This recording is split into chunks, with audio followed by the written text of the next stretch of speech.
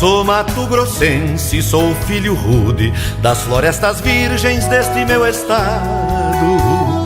Trago no meu peito força e saúde deste chão glorioso sempre abençoado. Uso com orgulho meu chapéu de palha, levo sempre a faca na minha cintura. Moro na floresta, nada me atrapalha, se me sinto mal qualquer raiz me cura.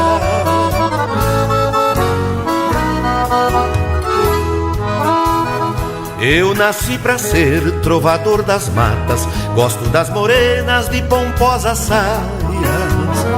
Em noites de lua faço serenata e canto nas festas polcas paraguaias. Eu também costumo trabalhar na roça, sei pegar na enxada como um bom roceiro. Bicos de tucano enfeitam minha choça, dentes de pintada, chifres de mateiro.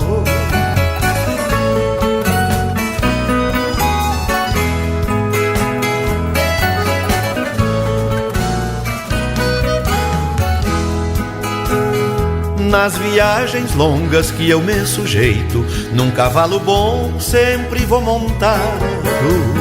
Sou de tudo um pouco, vivo satisfeito, caçador de onça, pialador de gado. Quando eu viajo levo na matula um churrasco gordo e uma pinga boa. Se no meu caminho uma onça pula, meu 44 não dispara à toa.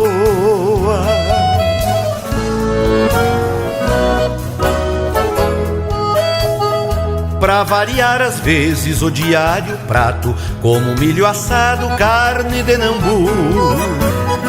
Uma anta um dia derrubei no mato, já enfrentei queixada, já cacei tatu. Pelos quatro cantos do meu grande estado, sempre estou presente, tomo parte em festa.